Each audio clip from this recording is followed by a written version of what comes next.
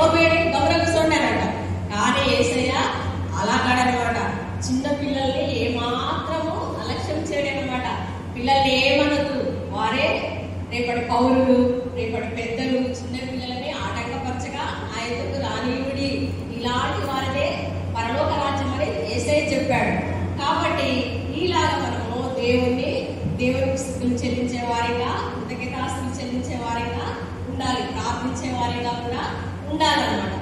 Okay, మరి ఈ రోజు క్లాస్ ఏంటి చెప్పండి. ఈ రోజు ఇక్కడ రాశారు కదా, ఆరోగ్య దినోత్సవము నేర్చుకునే నాయకుడు అనమాట. నేర్చుకునే నాయకుడు ఇప్పుడు ఎలా ఉంటారు? ఇప్పుడు వేరే వాళ్ళ అందరి దగ్గర మనం ఎంతమంది ఫ్రెండ్స్ ఉంటే వాళ్ళ దగ్గర మంచి ఫ్రెండ్స్ ఉంటారు, గుడ్ ఫ్రెండ్స్ ఉంటారు, బ్యాడ్ ఫ్రెండ్స్ ఉంటారు. కాబట్టి మనం ఏం నేర్చుకోవాలా? వాళ్ళ దగ్గర నుంచి మంచిని మాత్రమే నేర్చుకోవాలి. పిల్లలు ఏం నేర్చుకోవాలి? మంచి వాళ్ళ దగ్గర నుంచి, ఫ్రెండ్స్ దగ్గర నుంచి ఏం నేర్చుకోవాలి?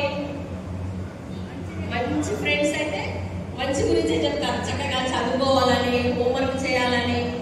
బ్యాడ్ హ్యాబిట్స్ ఉంటే బ్యాడ్ హ్యాబిట్స్ వస్తాయి. కాబట్టి మనం ఎలాంటి ఫ్రెండ్స్ ఎన్నుకోవాలి? గుడ్ ఫ్రెండ్సా, బ్యాడ్ ఫ్రెండ్సా?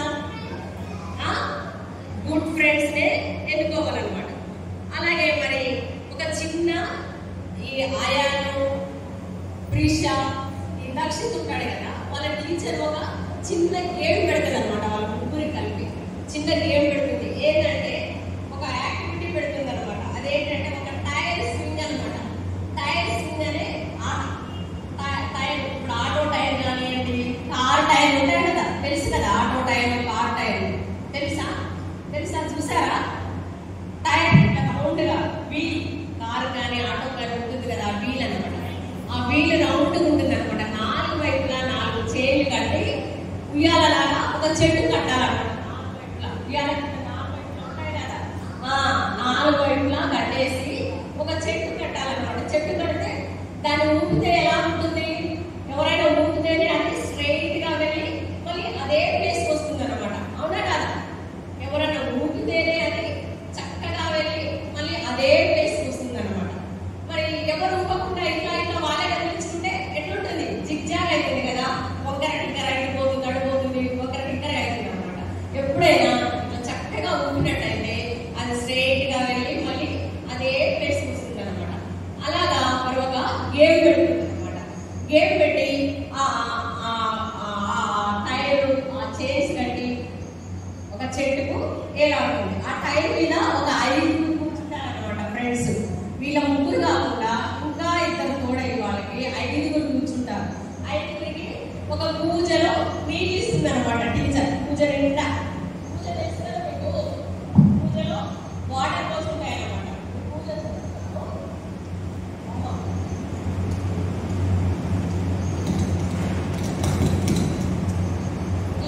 తెలుసు కదా, పూజలో వాటర్ పోసి ఆ టైర్ మీద కూర్చున్న వాళ్ళకు టీచర్ ఇస్తున్నారు అనమాట. పూజలో నీళ్ళు పోసేసి ఆ టైర్ ఆట అనమాట. చెప్పారు కదా, స్వింగ్ ఆట, టైర్ స్వింగ్. ఆ ఆటకు నీళ్ళు ఇస్తున్నారు. ఆ పూజ చేస్తే ఇలా వెళ్ళినప్పుడు ఏం చేయాలి?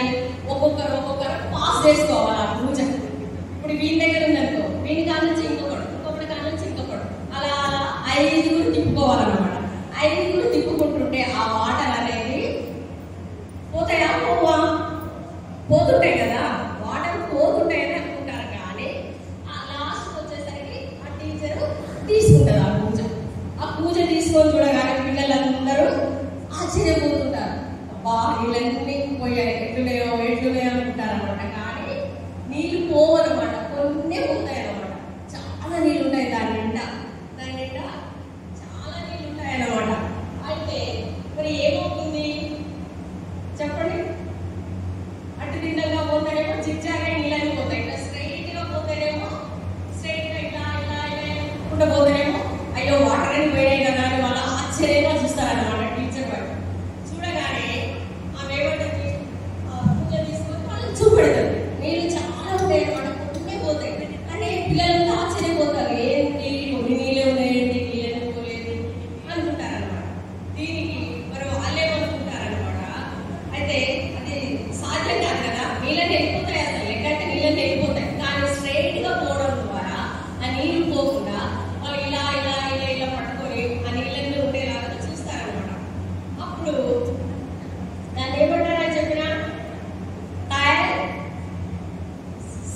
ఆట, కయాక్ స్వింగ్ ఆట అనమాట.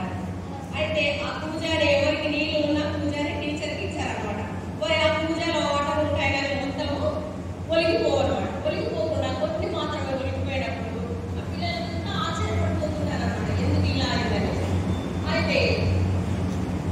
అయితే ఏంటి పిల్లలు టీచర్ చెప్తుంది నీళ్ళన్నీ పోలేదు కదా, పిల్లలు నిజంగానా టీచర్ పోలేదా, నీళ్ళెందుకు పోలేదని వాళ్ళు ఆశ్చర్యపడుతుంటారు అనమాట. అయితే అందరూ ఆ వాటర్ని చూసి చాలా సంతోషంగా ఉంటారనమాట. అయ్యో మేము ఇంత ఆడినాము, నీళ్ళన్నీ పోయినాను అనుకున్నాను, కొన్నే పోయాయి, చాలా వాటర్ ఉన్నాయి కదా అనుకొని పిల్లలు చాలా సంతోషపడతారు అనమాట. అప్పుడు కృష అయాన్తో మాట్లాడుతుంది అనమాట. కృష ఎవరు? అయాన్కి ఏమవుతుంది? కృష సిస్టర్ అనమాట. అయాన్కు సిస్టర్. ఆ కృష అయాన్తో మాట్లాడుతూ దేవునితో సమయం గడపడం కూడా చాలా వరకు అలాంటిదే అనమాట. దేవునితో సమయం గడిపితే మనము అలాగే ఉంటాం అనమాట, నిలకడగా ఉంటాము, చక్కగా ఉంటాము అనమాట. అయితే మరి ఎన్ని చిక్కులు సమస్యలు ఏది ఉన్నా కానీ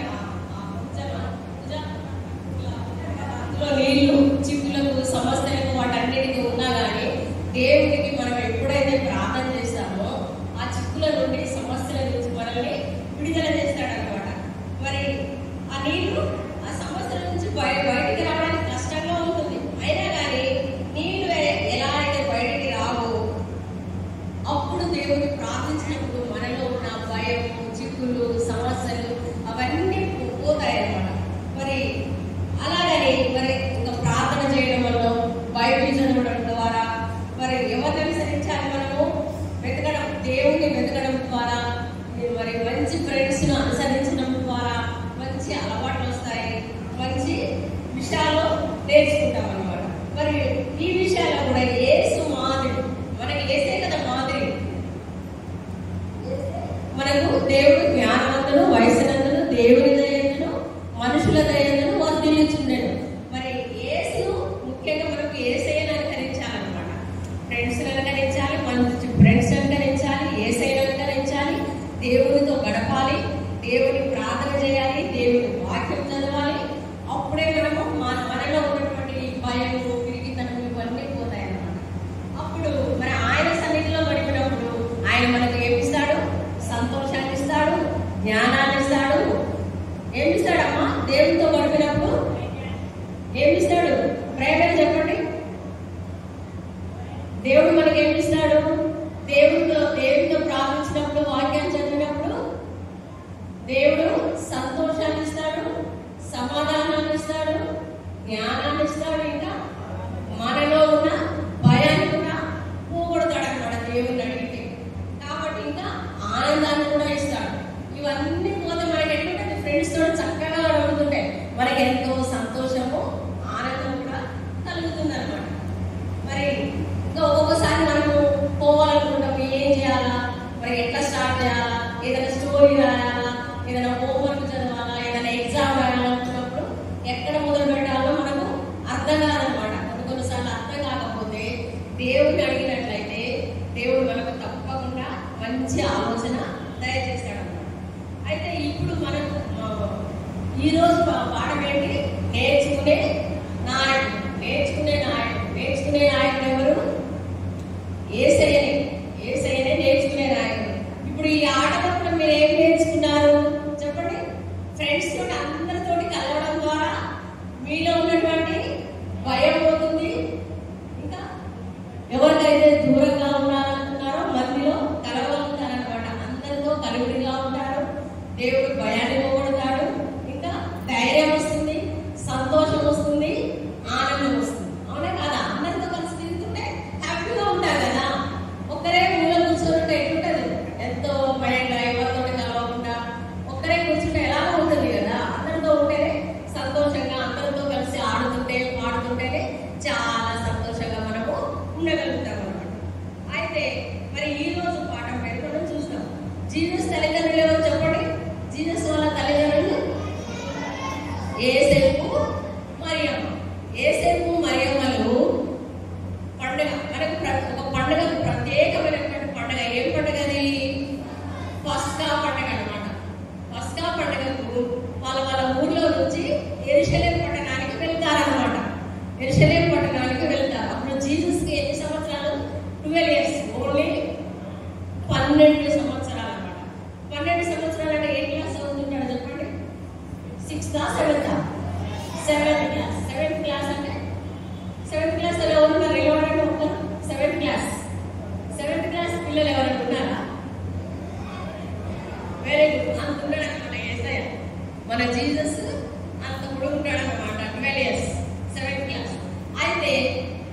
ఏసై రెండు పెట్టుకొని వాళ్ళ తల్లిదండ్రులు యెరూషలేముకి వెళ్తారు పస్కా పండుగ.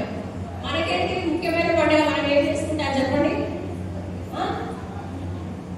అమ్మ వినండి, మనం ఏ పండుగ చేసుకుంటాం? ముఖ్యమైన పండుగ పస్కా. జీసస్ పుట్టినరోజు పండుగ ఏమంటాం? క్రిస్మస్ పండుగ చేసుకుంటాం మనం కదా. క్రిస్మస్ పండుగ మనకు ముఖ్యమైనది అన్నమాట. వాళ్ళు అక్కడ పస్కా పండుగ కోసము యెరూషలేము వెళ్తా ఉంటారు జీసస్ లెక్క పెట్టుకుని.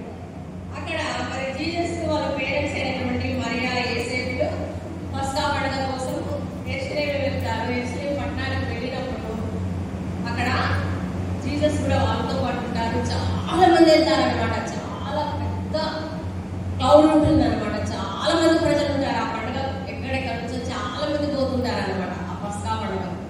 అయితే వీళ్ళు కూడా పోతారు. అక్కడ ఏం చేస్తాడు జీసస్? యెరూషలేము దేవాలయంలో ఎవరుంటారు? దేవాలయంలో బోధించే వాళ్ళు ఉంటారు, అవునా కదా? వాక్యం చెప్పే వాళ్ళు ఉంటారు అనమాట యెరూషలేము దేవాలయంలో. అక్కడ ఈ జీసస్ కూర్చొని వాళ్ళు చెప్పే మాటలు, వాళ్ళు చెప్పే బోధలు, వాళ్ళు చెప్పే వాక్యము వినుకుంటూ కూర్చుంటారు అన్నమాట. యేసయ్య ఏం వినుకుంటూ కూర్చుంటారు? ఎక్కడ చెప్పండి? ఎక్కడ? యెరూషలేము పట్టణంలో, యెరూషలేము దేవాలయంలో. ఆ దేవాలయంలో కూర్చొని వాళ్ళు చెప్పేటటువంటి వాక్యం వినుకుంటూ, ఆ బోధకులు చెప్పేటటువంటి వాక్యం వినుకుంటూ కూర్చుంటాడు. అప్పుడు ఎన్ని సంవత్సరాలు జీసస్కి చెప్పండి ఎవరన్నా? 12 సంవత్సరాలు. ఏ దేవాలయంలోకి వెళ్తారు వాళ్ళు? యెరూషలేము దేవాలయం. Very good. అక్కడ ఎవరు ఉంటారు యెరూషలేము దేవాలయంలో? బోధించేవాళ్ళు ఉంటారు. ఇక్కడ నుంచి బాయ్స్ ఎవరు చెప్తలేదు. ఎవరుంటారు దేవాలయంలో? మరి యేసయ్యపై ఎక్కడ ఉంటాడు? ఏడ కూర్చుంటాడు? చర్చిలో కూర్చుంటారు. వాళ్ళు బోధించే వాళ్ళు ఏం బోధిస్తున్నారు అని చక్కగా వినుకుంటూ, ఇంకా వాళ్ళు బోధిస్తుంటే వాళ్ళకు ప్రశ్నలు వేసుకుంటూ కూర్చుంటాడు అనమాట. వాళ్ళకి ఒక ప్రశ్నలు వేస్తాడు. ఇంకా వాళ్ళు చెప్పేదానికి ఈయన జవాబులు ఇస్తాడు. వాళ్ళు అడిగేదానికి, వాళ్ళు చెప్పేదానికి ఈయన ఉల్టా ప్రశ్నలు వేస్తాడు అనమాట.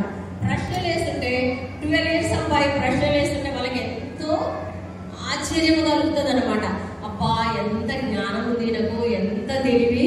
12 years కదా, ఎక్కడి నుంచి వచ్చింది ఈయనకు అనేసి వాళ్ళు అక్కడ ఉన్నటువంటి బోధకులు, అక్కడ కొంతమంది పెద్దలు, వాళ్ళందరూ ఉంటారన్నమాట.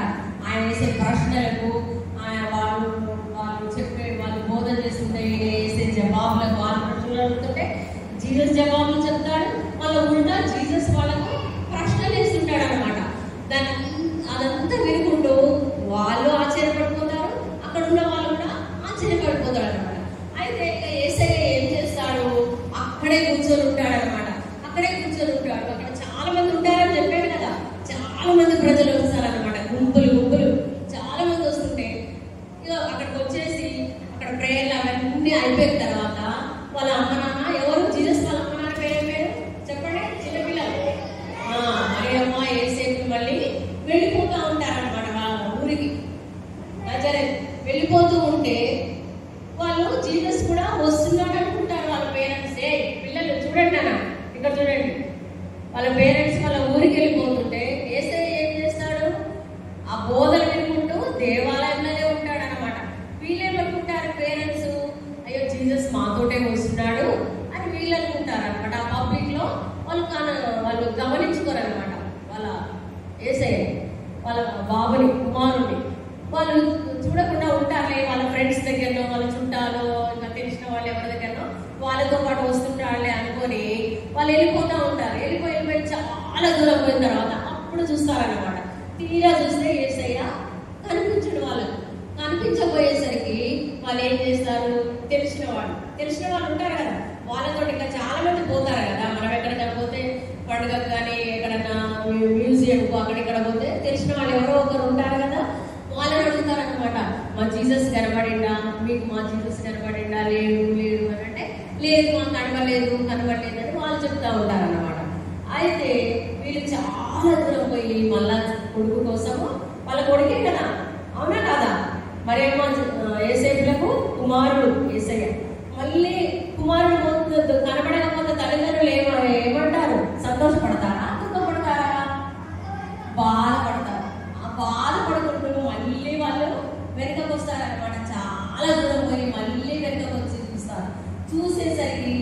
దేవాలయంలోనే యేసయ్య ఉంటాడు. వాళ్ళు అడిగే ప్రశ్నలకు జవాబులు వేస్తుంటాడు, వాళ్ళు చెప్పేదాన్ని వింటాడు. తిరిగి వీళ్ళు ఈయన ప్రశ్నలు వేస్తుంటాడు అనమాట. వాళ్ళకు వేరే క్వశ్చన్స్ ఇంకా ఏంటేంటో క్వశ్చన్స్ వేస్తుంటే వాళ్ళే ఆశ్చర్యపోతాడు. ఇంత చిన్న పిల్లగాడు మామూలు అడగడం ఏంటి, ఈయనకి ఇవన్నీ ఎలా తెలుసు, ఇంత చిన్న అబ్బాయి అనేసి వాళ్ళు ఎంతో విస్మయం అంటే ఆశ్చర్యపడిపోతారు. అప్పుడు వాళ్ళ తల్లిదండ్రులు వచ్చి, నువ్వు ఎందుకు ఇక్కడ ఉన్నావు, నీ కొరకు మేము దుఃఖపడుతున్నాం, ఏడుస్తారు కదా, భయపడతారు కదా, ఎంతో దుఃఖపడతారు కదా వాళ్ళ బాబు కనబడకపోతే. ఎవరైనా అమ్మనైనా మీరు ఎక్కడైనా తప్పిపోయారనుకోండి, మీ పేరెంట్స్ దుఃఖపడతారా, సంతోషిస్తారా? అలాగే వాళ్ళు కూడా యేసేపు మరియమ్మలు కూడా, అరే మా బాబు కనబడతలేదని వచ్చి చూసేసరికి అక్కడ నుండి వాళ్ళు కూడా ఆశ్చర్యపడిపోతాడు. ఏంది ఈయన కూడా కూర్చున్నాడు వీళ్ళ మధ్యలో అనేసి. వాళ్ళు అడిగే ప్రశ్నలకు వీళ్ళు దూరం నుండి గమనిస్తూ వాళ్ళు కూడా ఆశ్చర్యపడిపోతారు. వచ్చి దగ్గరకు వచ్చి, ఎందుకు నాయనా నువ్వు మాతో రాలేదు, నీ కొరకు మేము ఎంతో వేదనతోటి దుఃఖంతోటి నిన్ను వెతుకుతా ఉంటున్నాము, ఇక్కడ ఎందుకున్నావంటే వాళ్ళ పేరెంట్స్తో ఏమంటాడంటే, నా తండ్రి పని మీద నేనున్నానని మీకు తెలియదా అని జవాబిస్తాడనమాట వాళ్ళ పేరెంట్స్. అప్పుడే అంత చిన్నతనంలోనే నా తండ్రి పని మీద నేనున్నానని మీకు తెలియదా, నన్ను ఎందుకు వెతుకుతున్నారు, ఎందుకు దుఃఖపడుతున్నారు నా గురించి అనేసి జీసస్ వాళ్ళ పేరెంట్స్తో అంటారనమాట. అనగానే ఏమంటారు, అయ్యో నువ్వు కనబడకపోయేసరికి మేము వెతుకుతా ఉన్నాము అనేసి అంటారు. కానీ మరియమ్మ మాత్రము ఈయన అనే మాటలన్నీ ఆమె తల్లి హృదయంలో భద్రం చేసుకుంటూ గమ్మున ఉండిపోతుందన్నమాట. ఉండిపోయి మళ్ళీ తర్వాత జీసస్ వెంటబెట్టుకొని వాళ్ళ ఊరికి వెళ్ళిపోతారు. వాళ్ళ ఊరికి వెళ్ళిపోయిన తర్వాత అక్కడ మరి ఏం నేర్చుకున్నాడు, నేర్చుకునే నాయకుడు ఎవరు ఇక్కడ, నేర్చుకున్న నాయకుడు ఎవరు, జీసస్. జీసస్ ఎక్కడికి వచ్చి నేర్చుకున్నాడు చెప్పండి, యెరూషలేము దేవాలయంలో.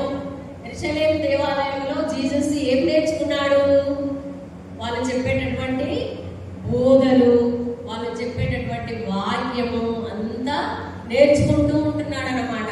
మీరు కూడా ఎలా ఉండాలి, నేర్చుకుని పెద్దగైన తర్వాత నేర్చుకునే వారిగానే ఉండాలి. ఇప్పుడు నేర్చుకుంటేనే పెద్దగైనాక కూడా ఇంకా బాగా నేర్చుకుంటారన్నమాట.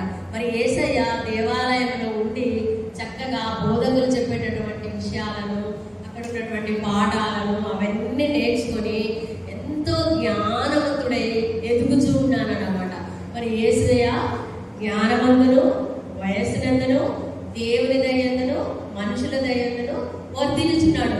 అలాగే మరి మీరు కూడా ఎలా ఉండాలి, చిన్నతనం నుండే దేవుని దయందు వర్ధిల్లాలి, మనుషుల దయందు వర్ధిల్లాలి.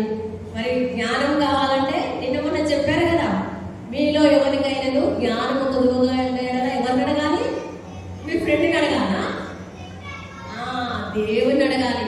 మీలో ఎవరికైనా జ్ఞానం కొద్దుగా ఉండేలా ఆ దేవుని అడిగితే దేవుడే మీకు చక్కటి జ్ఞానాన్ని, ధైర్యాన్ని అన్ని ప్రసాదిస్తాడు అనమాట.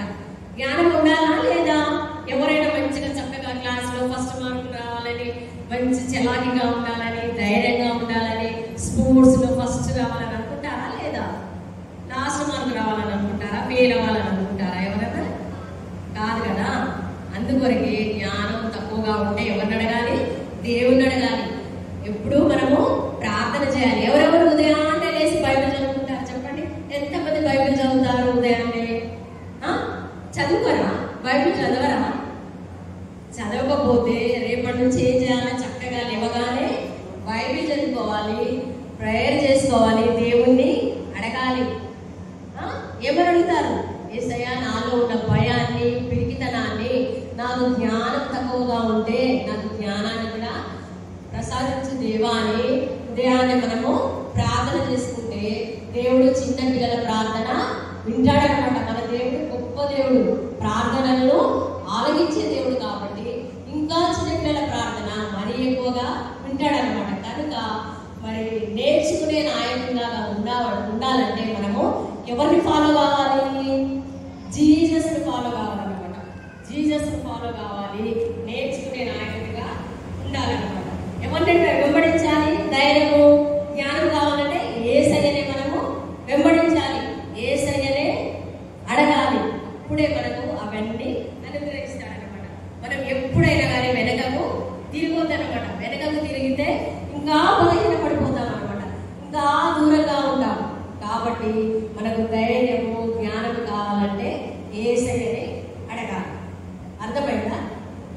ఏ పండుగకు వచ్చారు చెప్తారా? నేను ఒక 2-3 క్వశ్చన్స్ అడుగుతాను.